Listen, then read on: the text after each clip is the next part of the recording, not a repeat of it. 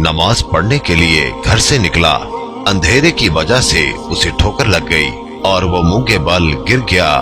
कीचड़ से उठकर वो घर वापस आया और लिबास तब्दील करके दोबारा मस्जिद की तरफ चल दिया।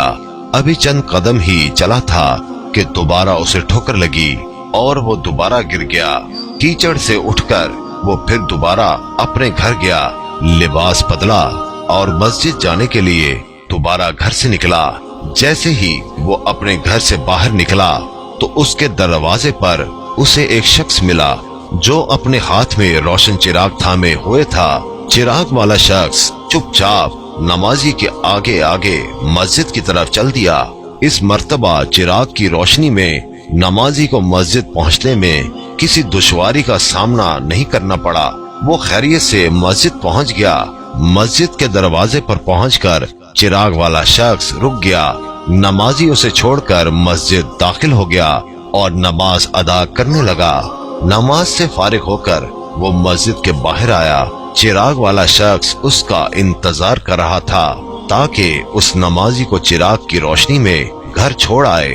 जब नमाजी घर पहुंच गया तो नमाजी ने अजनबी शख्स से पूछा, आप कौन हैं? अजनबी बोला, सच बताऊं तो मैं इब्लीस हूँ। नमाजी की तो हैरत की इंतहा न रही।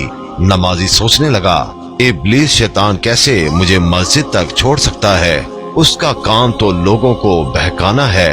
तो शख्स ने बड़ी हैरत के साथ इब्लीस से पूछा, तुझे तो मेरी नमाज रह जाने पे खुश होना चाहिए था, तो फिर तुम चिराग की रोशनी में मुझे मस्जिद तक क्यों ले गए?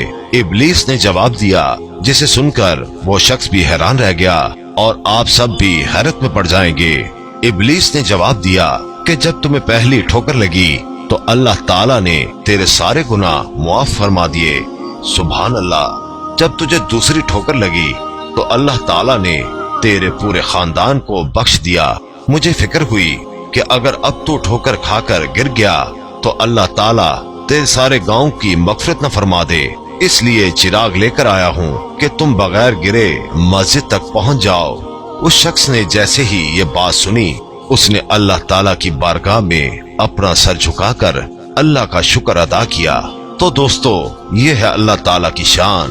परवरदिगार आलम की राह में कोई शख्स एक कदम बढ़ाता है तो अल्लाह ताला उसकी तरफ 70 कदम करीब हो जाता है।